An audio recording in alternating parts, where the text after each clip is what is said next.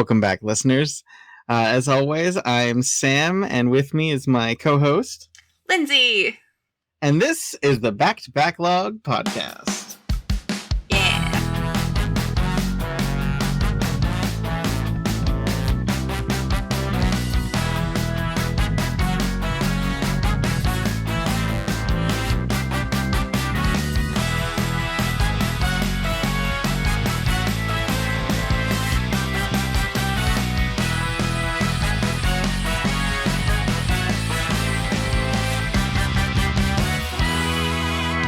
So we've got a really fun episode planned, but first, Lindsay, what did you get up to since last episode?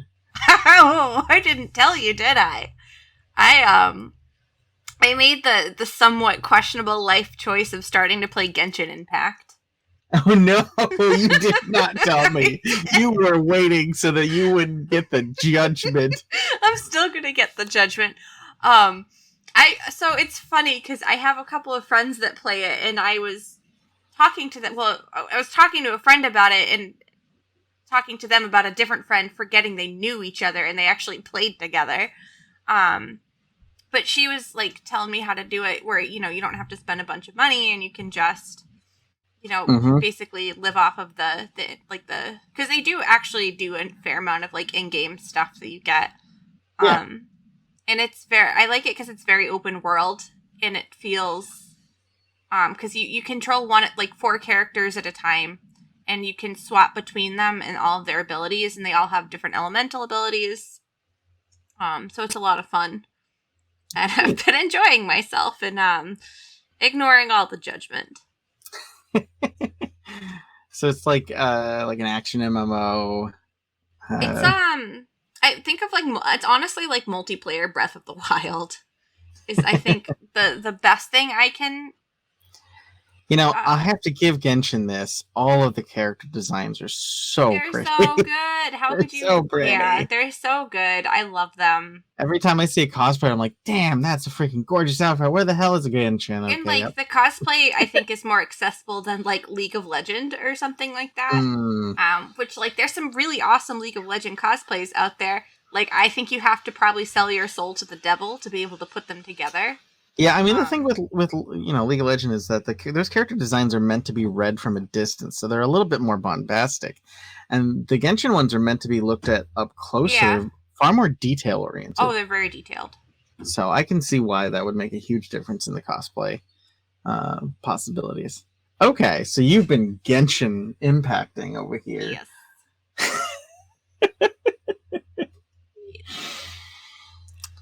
That's okay. That is absolutely fine. I've been having a blast. It's been a lot of fun. Cool. Yeah, I've been playing a bunch of things lately, honestly. I played another really cool game on the Playdate called Core Fault. It's this I'd say twin stick shooter, but it's like a top-down roguelike shooter. That's really, really cool. I played the April Fool's detective visual novel, The Murder of Sonic the Hedgehog. I saw people playing that. It's legitimately heartwarming and adorable and really well made. I'm actually very happy with it. It actually gives the characters room to breathe and be their characters, because there's not an action plot line going on. No. There's no end of the world. It's like a birthday party. Did it have a better plot than the Sonic movie? I haven't seen the Sonic movie, so I played that game, so I can't judge. Just genuinely curious. The Sonic movies are fine, but they're very much here is what Sonic the Hedgehog is for a general audience that has no idea. Whereas this is very much hey, do you want to see all these characters you like, but in their element and actually acting like themselves? So it doesn't have to waste time being an origin story. It can just be this cute little murder mystery party. So it's different for sure. And then I went to PAX East for a day, which was really cool. Bumped into some of my buddies who are making a game called Rightfully Berry Arms, which is just a silly, cool shoot 'em up roguelike type game. It's a whole bunch of stuff. I got to see the Street Fighter 6 like being demoed Nice. and just having people play it, and it was so cool. And the skill on display for these randos who showed up to play it, Yeah, I holy can understand that.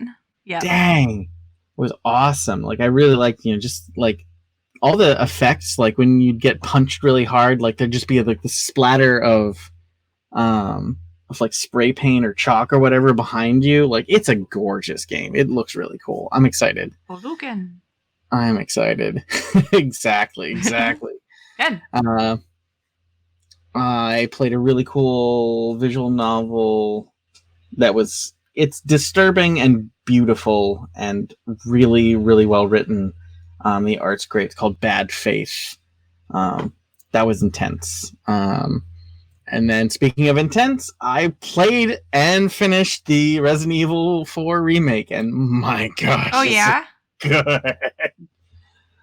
They make a lot of changes very intentionally that I really dig. I really thought made the whole package good, and it made it feel like this Leon Kennedy was the same Leon Kennedy from 2, whereas like I love the original Resident Evil 4 and the VR version, but that version of Kennedy, he just doesn't feel like he's the same person who was the cop from RE2. Like he's always felt like he was a different person in that. This, he feels a little bit more like the same guy who's just learned a few jokes. And like they round out Ashley's character and Lewis's character, and it was well done. I very much appreciated it, and I very much appreciated how much that first area and therefore the demo just kicks your ass, which is good because that's what it's supposed to do. That's what the original game's first area did until we all memorized it to death. So it was good. I really liked the RE4 make. Well, good. Yeah. So what are we playing?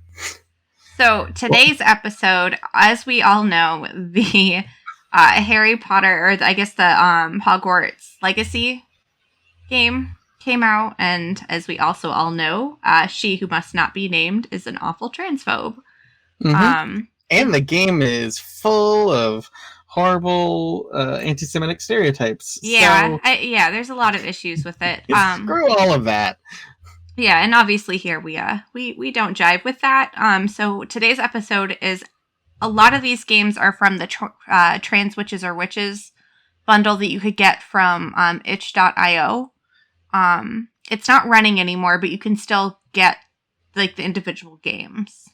Yeah, and all these games are just wonderful, small experiences, very trans and positive, and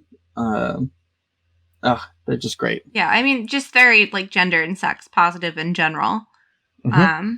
And no anti-Semitism. You know, heck yeah. No black wizards named Shacklebolt. So we're gonna break this up basically into two parts: the games that Sam and I played from that bundle, and then we just have some general recommendations because we recognize that all of the games from that bundle, they're short. You know, they're fun, they're inclusive, but they don't have the same feel like if you're looking to sit down and play like a game for a long time. Yeah. Because to its credit, the Legacy game does look like it's pretty well put together, except for maybe the issues with the no, like you can just do whatever you want and there's no morality, like morality clause, but there's nothing stopping you from like being the worst.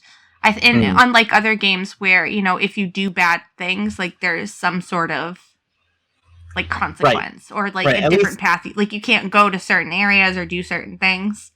Yeah, even Infamous would lock you out from certain powers if you beat up all the street musicians. Like exactly. So, but like these games that we're about to talk about at the beginning, you know, they're not going to give you that same feel. Like you're not going to be, you'll sit, you know, finish most of these in like an hour at the most. Yeah, they're small indie games that are really nice. They're good. They're quality. I didn't play as many as you did, but I didn't really enjoy the ones that I did. And then we put together a list of like a pretty comprehensive list of maybe too many, It's but we'll fine. get through them. Yeah, we'll get to them. Well, we're not going to talk about all of them in super depth. We're just going to summarize them a little bit to give you some options so you can, feel good about the games that you play and, you're not supporting a jerk. Right. Or at least knowingly, because there's obviously a lot of issues in the video game industry. And I think a lot of it is just deciding who and like what you'll still support, if that makes sense. Like I still play Blizzard games, even though I think they're reprehensible. But yeah, the line is different for every person for every reason. Yeah. So you just have to figure out what line you want to draw, and this is just one that we are drawing for ourselves. Absolutely. If you want to go first, that's fine, but do you want to do yours and then I'll do mine instead of going back and forth? Oh, yeah, sure. Yeah, I'll go first. Sounds good. So the first game I played in here was called Magic Trick, and it's this just adorable, magical, wizardy skateboarding game. And you can learn to do these crazy tricks that make you either go faster, or you can create like a crazy ramp out of nowhere. It's just a fun little time with a whole bunch of little side missions that you can do. I didn't do all of the side missions. You basically aren't forced to do literally everything to beat it. You just have to do enough to get through each area. It's really colorful. It's really fun. Magic Trick was great. And that was by team Later Skaters. And that came out in 2020. And yeah, you're just playing as this magical trans skateboarder. And it's really cute and colorful. And there's just been a lot of these really cool indie skateboarding games that have come out the past few years. Probably just inspired by the Tony Hawk remake and all that. So it was really cool that there was a skateboarding game in this bundle too. Yeah, I saw that one and it looked really intriguing. I think that's one of them I'm definitely going to go back to and play. I did see that you played it and I tried to play other games. Yep. But that one did look really, really good. So the next game I played, Lotus the Self-Made Witch by Tofu Rocks, came out in 2022. It's this short visual novel that's got like a choose your own potion making aspect to it, where the main character and their friend, who I think they may have had a relationship with, but it's strained now, and they're like doing their finals together, and you're trying to like help your friend not make a terrible potion because they're super distracted and making bad choices. So like you're trying to figure out how to make a potion of your own, and there's like a ton of combinations, right? Because it's like you pick 3 or 4 ingredients, and so that's like 3 or 4 factorial combinations of potions you can make. So there's a whole bunch of different endings for your potion, and then there's a whole bunch of different endings for like how you decide to intervene in your friend's potion making. Because if you do nothing, like, because you can just be like, up, let them do it, let them put the terrible ingredient in there, they'll like blow themselves up. And if you interfere too much, like every single time, you're like, no, you should do this, no, you should do that, then they're really mad at you. So it's just a sort of strained relationship deal. It was interesting. It was neat. This one looked good. The potion aspect looked really interesting. Yeah, it was really interesting. Like I didn't find the story resolution very compelling, but I think it's just that there's so many different endings that like there's probably only a few of them that like really feel satisfying, and most of them are like midway points of like you kind of got the right combination of story choices. So but that happens whenever you've got a story with like a billion endings. It was very ambitious of the developer. So but it's cool. I like the concept, and it was fun to play. And I played it a few rounds, so like I didn't just play one through. I played a few different goes. It's short enough and enjoyable enough to do that. So that was cool. And then I played Casting Hearts by NPCKC. Came out in 2022, and this was super adorable. So there's no gameplay really, other than it's a visual novel. There's a few choices you can make, but it's only a handful, so it's not like 1,000 different endings. There's only like a few different ways the story can go. But basically, it is It's basically like a Zoom call during the pandemic, Oh but no. with like a magic 8 ball, or a like a looking glass sort of thing. Sorry, not an 8 ball. Like, and so they just have this magical video chat. These two people who are clearly, in a very cute relationship, and they can't see each other right now, and one of them is about to go off to like magic camp or something. I forget. But it's one of their birthdays, and so the main character sort of prepared this whole special like magical illusion date that they can go on over this Zoom call, and it's so cute. This one has wonderfully adorable art. The story was just really good feels. It was just good, cute feels, like all positive vibes here. The main character definitely has a little bit of anxiety over, oh, hey, did this go right? Did this thing go right? There's this one lovely moment where they've like conjured a spell to make it so that they can have like an illusory cake, but also like they can like waft, like they've magicked the scent of the cake, and it's really cute. I really liked that. That was a lovely story. That sounds cute. Yeah. There was a game that I started and I had to put down. I wasn't jiving with it. It was called Making Friends, and it tells you right up front, there's trigger warnings right up front, hey, there's some manipulation and this and that. I remember reading the description for this one. Yep, and I went through ahead anyway, knowing that though, but I just couldn't get through it, and that's fine. Like they warned me that this was something, and I expected that I was going to have to maybe put it down. And I definitely did. It was too much for me. That's for sure. So, but that's okay. That actually is an important note to make too. All of the games that need trigger warnings pretty much have them, even if they're just like manipulation. Things that might just make it that you wouldn't want to play it in that moment that aren't necessarily a trigger. Yeah, definitely. And so you can make your own informed decisions. Mm-hmm. Like I went in knowing, and then I was like, yep, this is definitely like, it's like they've conjured someone to be in a relationship with, and this is like a Born Sexy Yesterday situation, and that's very uncomfortable for me. Okay, they warned me. I'm out. So, and I don't think that it didn't seem like they were going in the direction of it being something that was okay. Like the character was going to get confronted about it or something, but I wasn't waiting around for it. So that's okay. But the next one is one I looked at too. Oh, I loved this one so much. I'm glad we sort of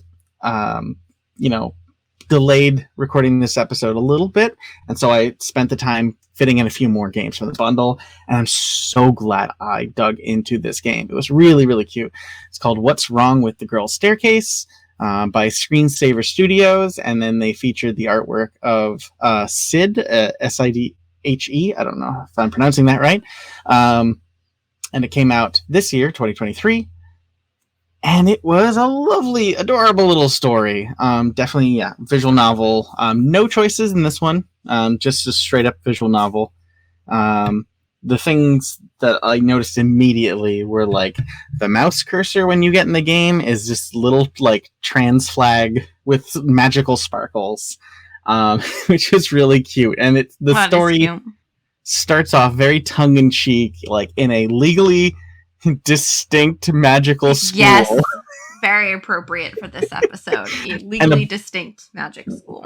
And a bunch of the characters were like named after musical terms or musical instruments, like clarinet and such. And the basic idea is that the students all return from a summer abroad, or a summer away from school, rather. And, one of the characters has a crush on the other. They have sort of not confessed yet. And then the other character has discovered that they are trans, and they haven't discussed it yet. So they both like have something that they haven't told each other yet, which is really, really cute.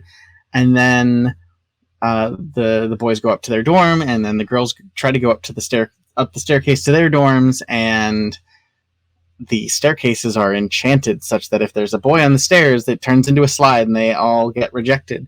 And so it's just this cute story about a magic enchantment outing a character, but also like validating a character's transness. Mm-hmm. Like the enchantment was like, no, you're a boy. You don't get to go up the girl's staircase now, which was really lovely. I thought it was really cute. And the art's pretty great. So yeah, that's definitely a good one to read through, and it was pretty quick. And then the last one I played from the bundle is called Tomorrow for Mar, and it was this game by Haydn, came out in 2022, and it's this little like 2.5D adventure, like your classic like solving a bunch of puzzles adventure game. No inventory, but like there's a spell inventory that you have to use to you unlock different spells, and you can use them to solve different problems. You cast some spells on people. Like you learn the spell of antihistamine, you cast it on the barista who's Can got I have that out. spell? Yeah, I know.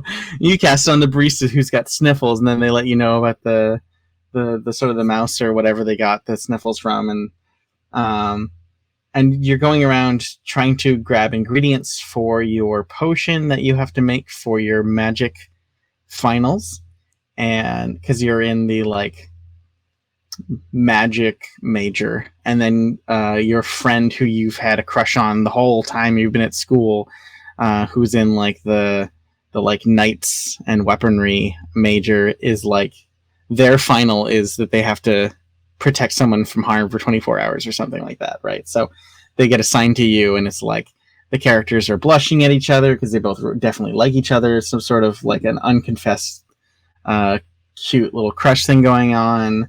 The characters are hilarious. Like you meet someone in the infirmary who's just like they cast like the dance of cheese, and then there was too much cheese, and so now they're just sick. They're all bound up. Oh no. And you learn the spell for the dance of cheese. It's like a really important thing to the plot. Like that's hilarious. You learn a spell for funky dancing. It's really, really funny and really, really cute. I really enjoyed Tomorrow for Mar. So yeah, I think I did play one more game, but that's on your list, so I'll let you talk to it. Yeah, I tried. Like I said, I tried to pick different ones and overlooked that one because I don't know how to read. It's totally fine. The first one I played. Oh, and a quick note too is the bundle wasn't just games; it was a lot of like tabletop little RPGs too. Yeah, there was a lot of physical games as well. Yeah. A lot of them actually. Most of them looked like they were pretty easy to learn. You can play in an afternoon.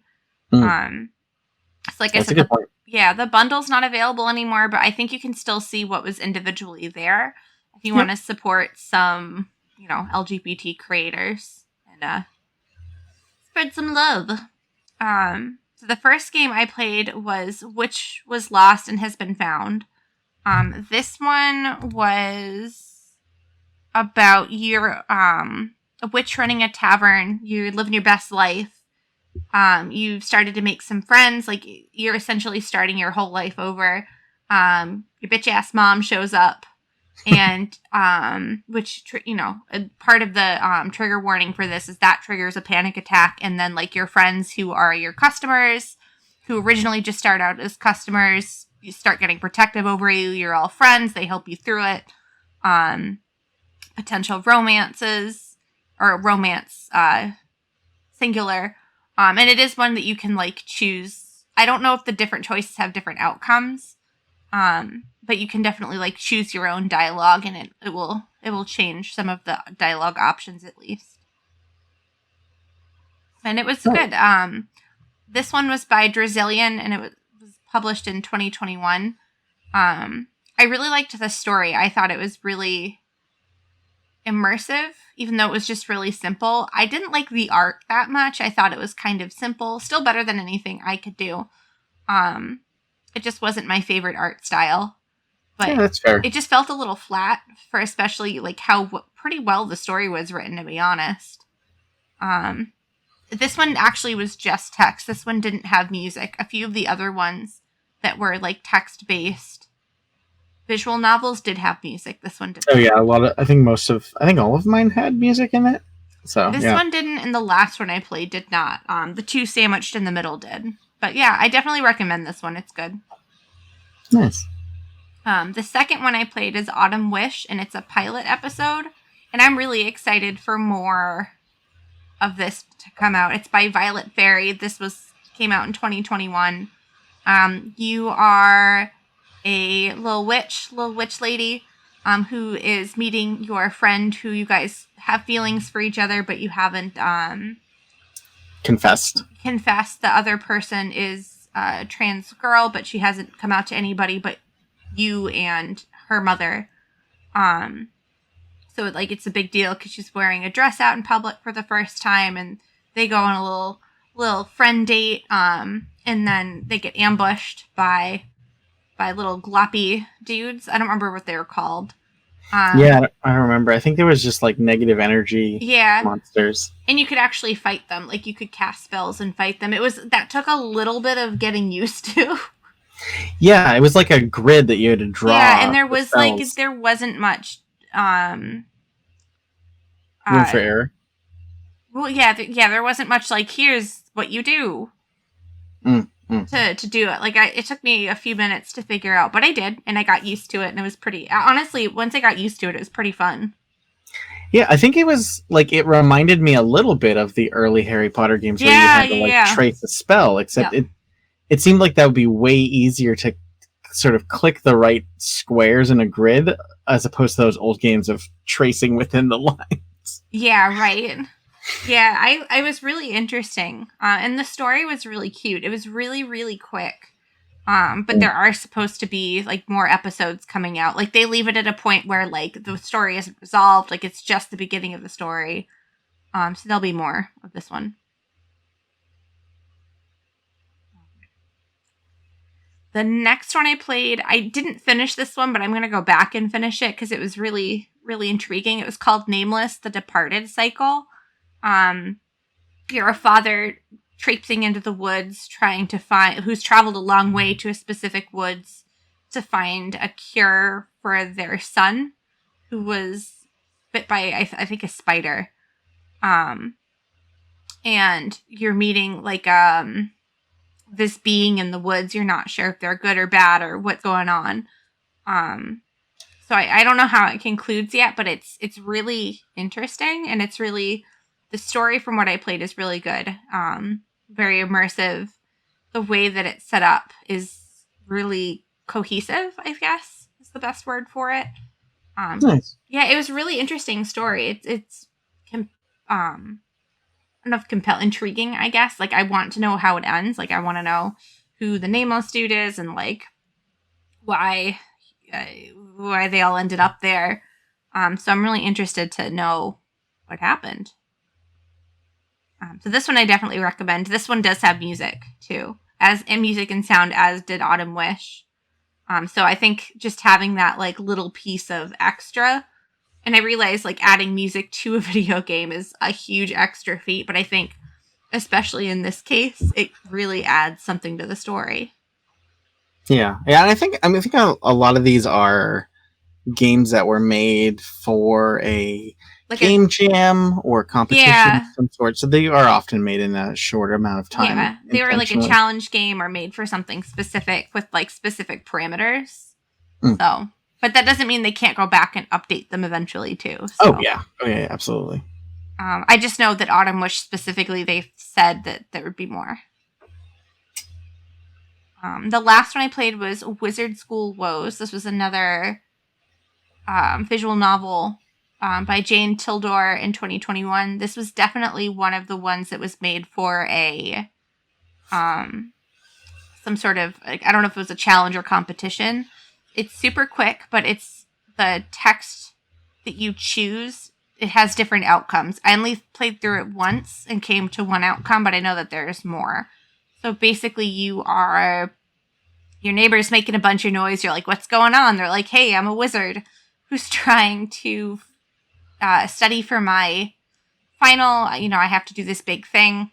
It's really important, but I'm stuck. No one's ever done this before. And even though you're not a wizard, you kind of help just talk them through it, even though you're kind of perfect strangers. And I think depending on how you help them, it impacts the outcome. Oh, that sounds nice. Yeah, this one was really cute and sweet and to the point. And I really liked the art style, too. It was very kind of anime-ish. I appreciated that. And yeah, that's what. And I played probably through all 4 of these in like maybe 2 hours. So they're all pretty quick. Yeah. Which is fine. No, I think they're good to just sit down and, bang through a couple of them in an afternoon when you're bored. So it's always good to support small creators too. Heck yeah. Mm-hmm. Yeah, so I think we should talk about some of our other recommendations. I definitely had a couple of smaller recommendations, and then sort of like a sort of bigger indie, and then sort of a AAA sort of thing that I all sort of would lump into this episode. These recommendations here.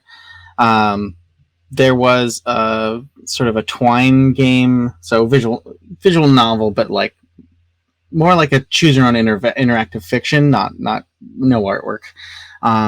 It's a game I read through called Your Name is Alice by Ash Transcendent. 2018 came out. It was on itch. That one's a really interesting story about a trans woman witch who a bunch of knights are sent after her to, take her down for crimes against the kingdom, and all her crime is just helping people like who are transition. And the main character is one of the knights, and they discover that they totally are trans, and then they like pledge allegiance to protect the witch, and it's this wonderful, crazy story. I like that. It's a really well made story. A lot of the interactive parts are basically just more backstory and more context. So there are things you could skip, but you won't, because you'll want to know more. But it was an interesting way to have asides, the words in the paragraph that you would click on to get more. And then there's a really cool game from some friends of mine over at Astrolore. They've been working on a visual novel called Monstrata Fracture since about 2017, I believe. It's an ongoing thing. They've got a couple chapters out now. And your character is going to school, and they've discovered that sort of the veil between worlds, this unsight, is breaking down for them. So their college experience is a rather magical one, where they're met with a whole bunch of magical beings, and they go around saying monsters at first until they're like, that's actually kind of offensive. What do I call you? Sort of thing. It's really interesting. So the main character is sort of like quarter magical being. So that's why the unsight is breaking down for them right now.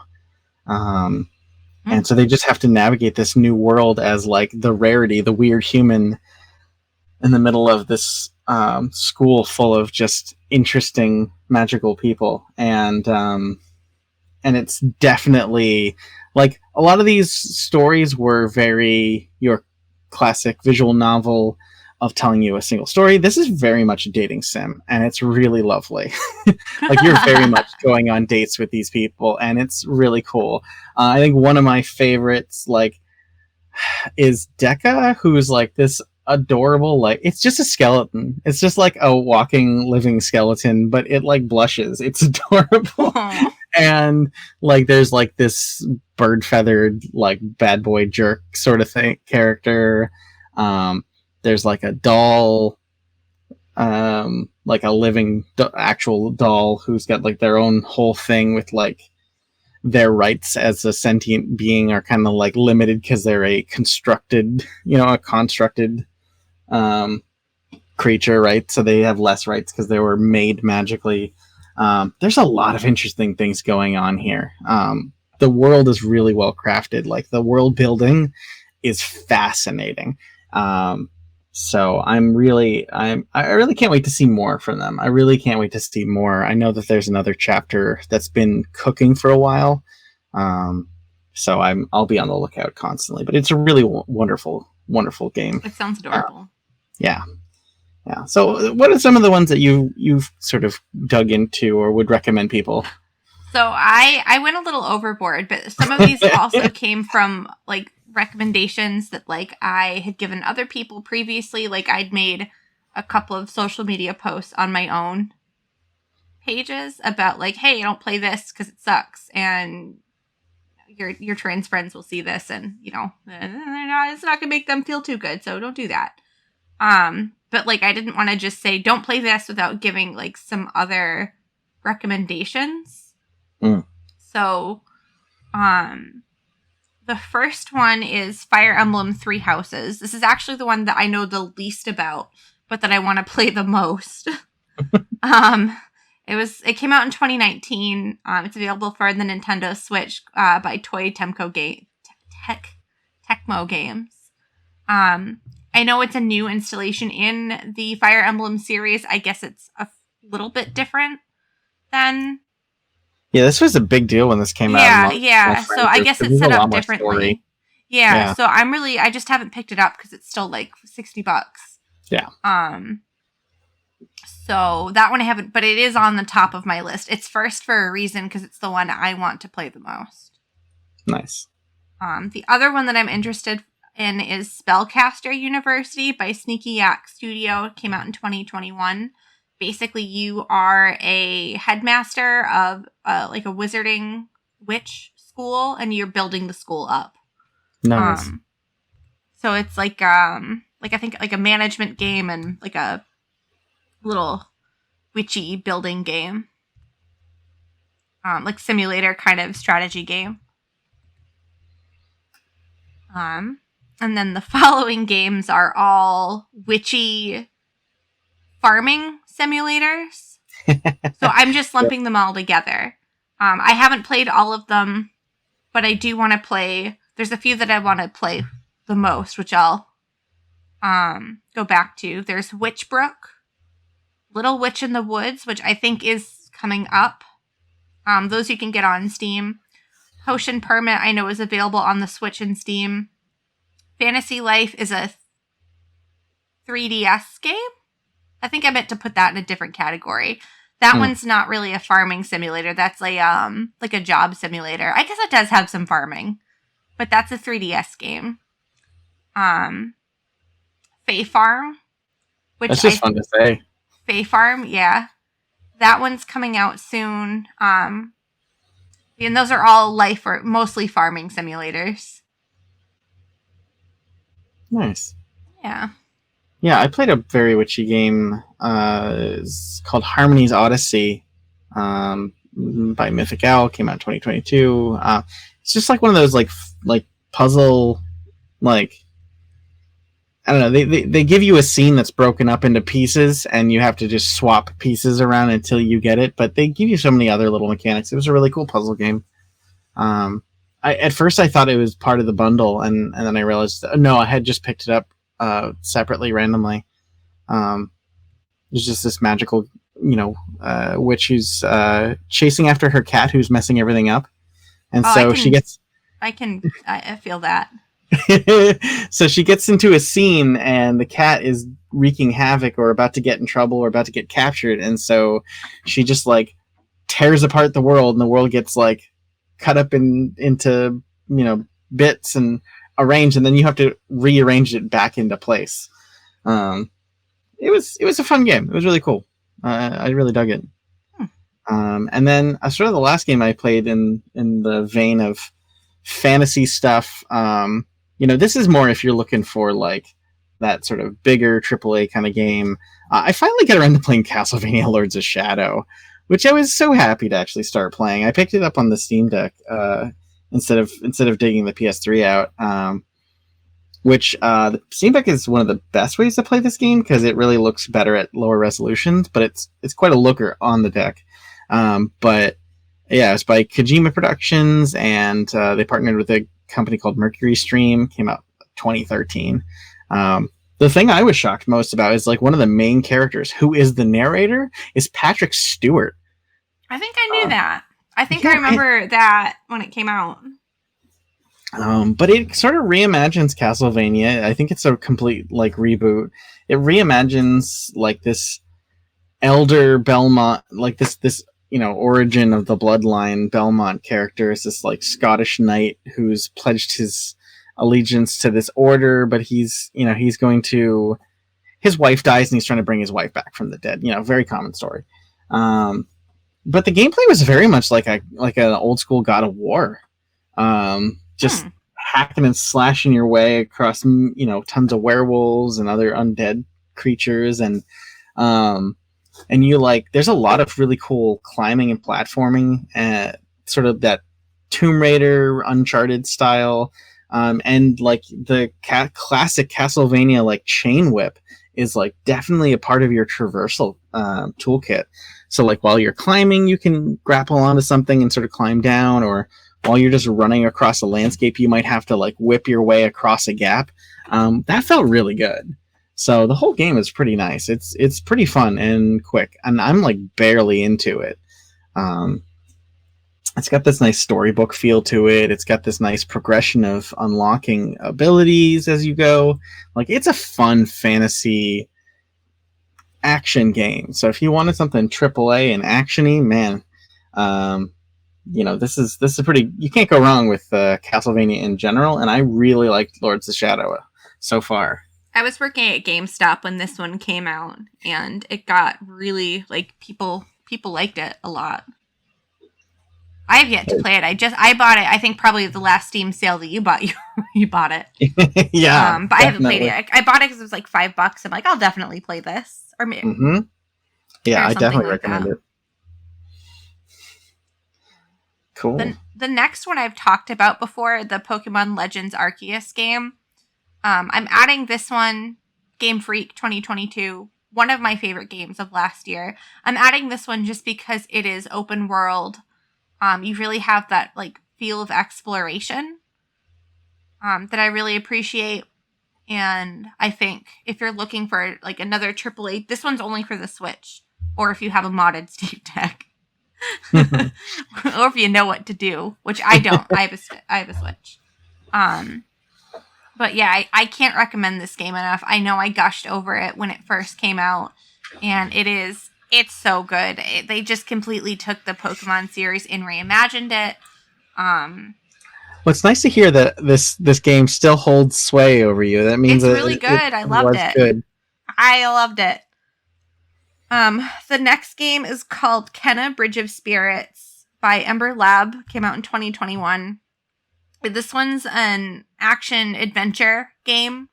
I haven't played it. I don't know how open world it is, but I do know that you are a spirit guide who uses your abilities to take care of spirits, essentially, helping deceased people, beings move from one plane to another. So kind of like, what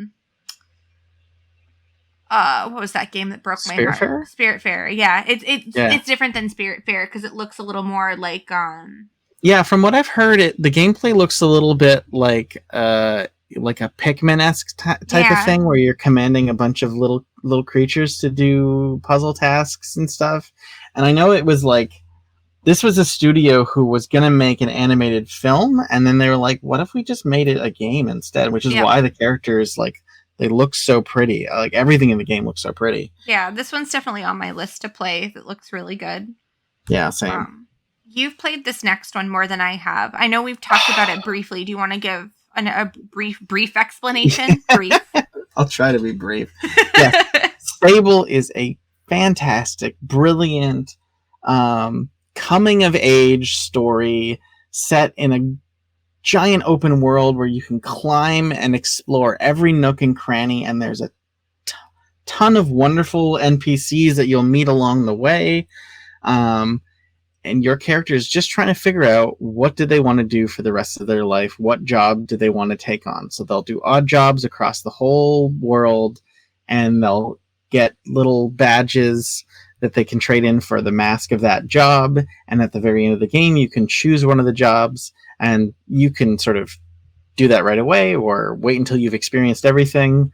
It is, the open world and the climbing everything, and Sort of feels like a Legend of Zelda Breath of the Wild without combat, which is totally fine with me. The story is really wonderful, the writing's amazing, and the artwork, the whole world looks like a Mobius comic. It is gorgeous, desert, post-apocalyptic. I don't know if you've gotten a chance to play it yet. Not yet. It is. I have it installed on my Steam Deck, and Yeah. It's on like the top of my list. It's. I was really happy about this game. I really like it. Good. The next one is Witchwood. This one is a little less. I mean, it's fairly. It's not really open world. But you are basically a bog witch who you're trying to uncover your memories about why you made a deal with the devil, essentially, to like preserve this woman that you find. I haven't finished this one yet. I have put probably 5 or 6 hours into it, maybe 4 or 5. Nice. Alien Trap Games 2021. I really like it. It does not run very well on the Steam Deck. Steam Deck gets very hot. Do not recommend. Oh yeah, this was the weird one that was like, it's a 2D game. Why is my Steam Deck like boiling? Yeah, it was like I was on fire. It was really hot. It was running very hot. But like I played other games. Oh, I should have added this one to it. Yonder. What's the full title? I'm googling it now. I was playing this one. This one is open world, and I really liked it. Yonder, the Cloudcatcher Chronicles. It came out in 2017. I have it for Steam Deck, but it also came out for Switch, PlayStation 4 or 5, and all the Xboxes. And it's just like an open world adventure game that's really cute. But that ran fine. Like that, because I played both of them around the same time, and I think I would say the graphics for the Yonder game are probably more demanding because it's more open world. I don't know why Witchwood ran so hot, but it's really good. There's crafting components. You have to find certain like materials to craft, and sometimes you have to like craft a material to find a material, or to like, make a lure to get a material. So sometimes it can be like a multi-step process. It's really cool. I really like the crafting system. And I can't recommend this one enough either. Nice. Yeah, I think the only game I didn't put on this list that I can think of that I wanted to play, I just never got around to it, was I really wanted to check out Sorcery. It's a sort of magical fantasy game that's like, it's a PlayStation Move game for the PS3. It came out... Your PlayStation Move. 2012. Like 12 people owned that. So, yeah, and I was one of those proud 12 because Time Crisis is worth buying any accessory to play. But yeah, no, Sorcery looked really good. It looked like a really cool PlayStation Move game. I played a little bit of it. I just didn't get too far because I was not super into fantasy at the time, but it was pretty good, I remember. So I'll dig out the PS3 one of these days and play it. Nice. The next set of... This is a set of, like, a series of games. The Tales of series. The first one came out in, like, 1995 or 6 or something. And they just keep coming out. I haven't played all of them because there's 1,000 of them. But I played like the big ones. Symphonia, Bisteria. The other one that they made an anime of that I can't remember the name of. But those are all good. They're all like action adventure, anime-ish looking games with good I've only stories. dipped my toes into this franchise because I remember my friend had one of the Tales games on the GameCube, and the battles you could play multiplayer. So that's probably Symphonia. Yeah, it was probably Symphonia. You can plug in the second controller, and I could like hang out and play battles while he goes through this cool story. It was neat. They just remade it for the Switch, but this is a Nintendo only. Yeah. Series. But if you have a Switch, I highly recommend it. They're all good. They all have good stories. So these are a good alternative. Skyrim, Bethesda, 2011, if you can believe that. Coming out in 2023 for your electronic refrigerator. I mean, we're almost not joking. There is like an Amazon Alexa like storybook version of the game. But it's a good. Well, so here's the thing. I haven't finished Skyrim. I have a hard time getting through any of the Elder Scrolls games, despite the amount of Elder Scrolls Online I've played, which is like I played it from like 2017 to like 2020. And then pick it up intermittently since then. Yeah, I've barely dipped my toes in, but the only things I remember about Skyrim is watching Let's Players play modded versions of the game where they had like Randy Savage, Macho Man as all the dragons. So you just hear, oh yeah, and then flames from a dragon. And then I went to, years ago, I went to one of the VR meetups down in Cambridge, and these guys had this really cool glove, and they had Skyrim, and they made it so that if you like pointed your hand towards yourself and you like opened up your hand, like you could summon flames in one hand and you could like summon a different spell in the other. That's pretty so cool. like you opened your hand and you were summoning fire. It was actually really cool, really intuitive. They had this nice little like VR glove controller to play it with. That was awesome. I've played the same like 3 hours of Skyrim like 4 or 5 times. Same thing with the one previous to it, but they're classics, you know. Yeah. My boyfriend's favorite game, pretty much. He played a lot of. It has a lot of value. It's still good. They still charge you up the butt for it, thanks Bethesda. But it is still a better alternative. I mean, it is hundreds and hundreds of hours, so I don't feel bad that they're like, you know, other than sales, which there should be. Also, ESO, Elder Scrolls Online, is a solid option. Probably my favorite MMO I've ever played, and I've played a handful of them. But yeah, I love ESO. This next one, though, I can't recommend enough. And it's gay. Dragon Age. Especially the second game. Everyone's gay the second game. Wonderful. I don't think Dragon Age Origins, which is the first game, has aged specifically well. Like it's just that really like old like Baldur's Gate kind of style of combat, which like I mean it has its place, but I don't know if I could go back. The story is really good for Origins. If you can get through the kind of archaic gameplay, the story is chef's kiss. And it's one of those games where there's a bunch of different outcomes. At the time, but you might still be able to do this. When Dragon Age Inquisition came out, you could like upload your saves from like whatever. Oh yeah, you've mentioned this on the podcast before, and they had like a little questionnaire if you didn't. Yeah, they would have you like, because like you could create your own too. You're like, well, what if I had made these choices? And you know, it affected the world in Inquisition, which I thought was really cool. But Dragon Age 2 has still aged amazingly. It's a good story. The gameplay is still really good. And then I love Inquisition. I've done a couple of playthroughs. I've never, because you can choose either to play as the mage or the Templars. I cannot bring myself to be a Templar and choose the Templars. Just can't do it. Not that, you know, I can't bring myself to like choose the religious zealots, you know, even if the Templars as an institution have also been quite abused, but they're a little less willing to let go of their brainwashing. But yeah, I can't recommend Dragon Age enough. I love it. One of my favorite games ever of all time. Play it. Another one that came out last year that I played a bunch of was the Tiny Tina Wonderlands game. Yeah, the D&D campaign. Yeah, this one's obviously like a looter shooter, like all the other Borderlands games are, but it's really fun. It's got a lot of good like RPG, like D&D kind of cameos. This one I can't recommend enough. It's really, really good. This next one, Play with Caution. I hear it is very dark. Little Witch No Beta.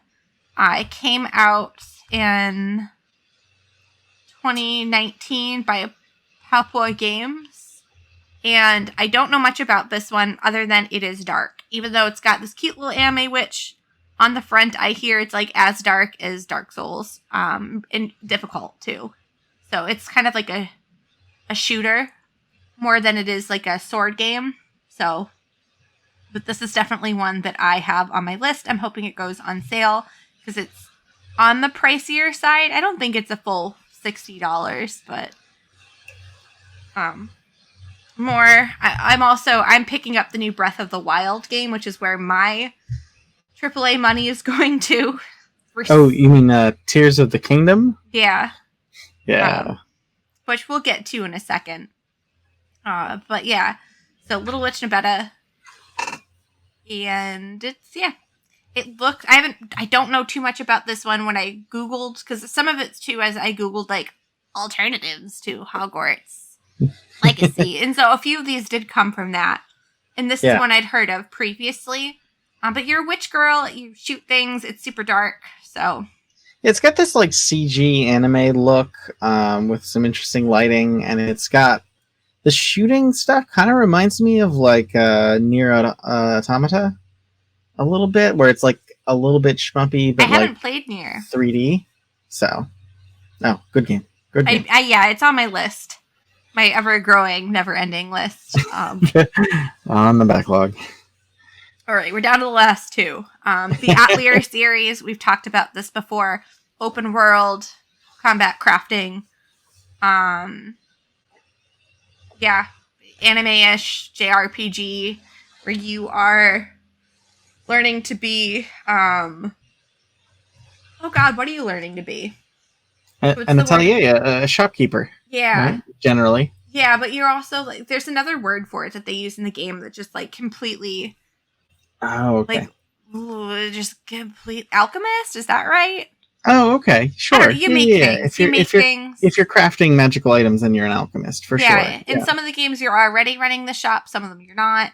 Mm-hmm. There are a bunch of them. I barely got into Ryza 2, and they've already released Ryza 3 now. Yeah, I'm still on the first one.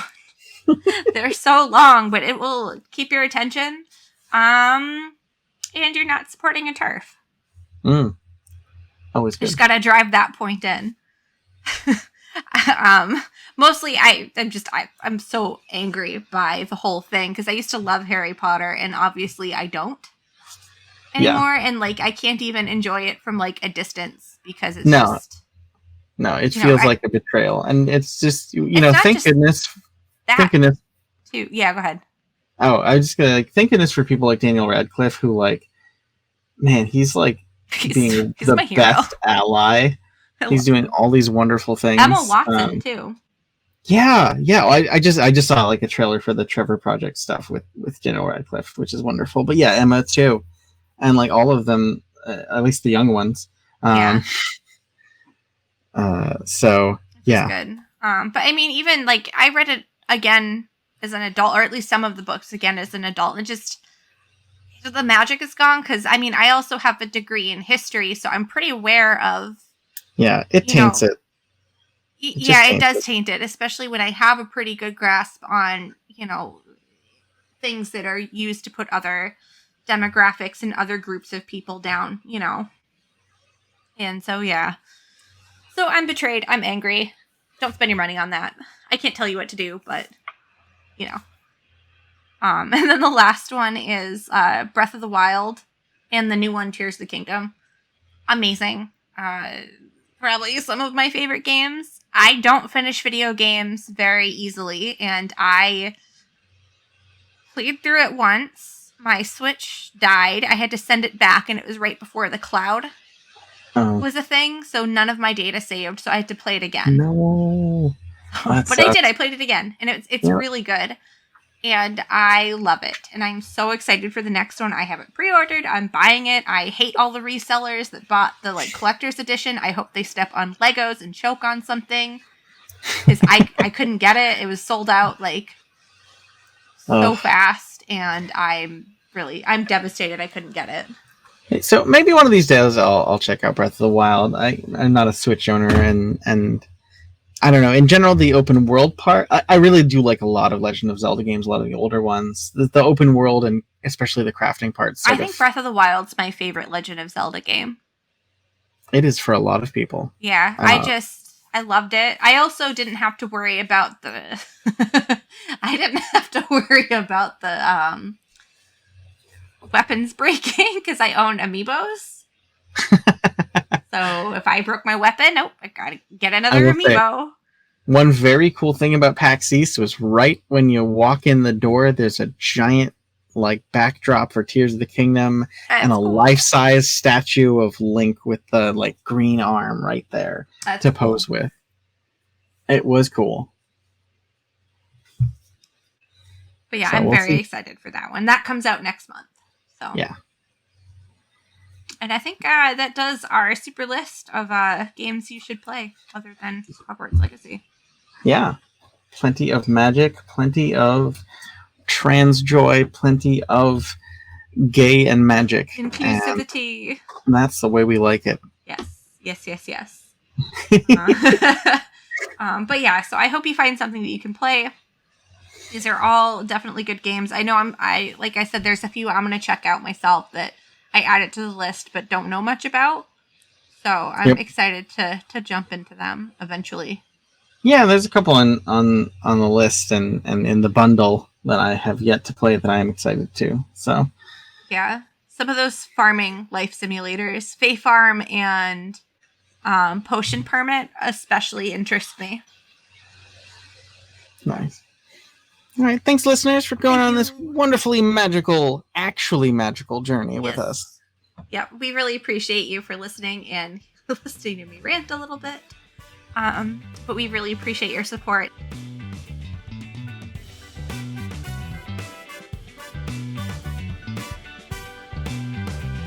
Absolutely. Thank you all.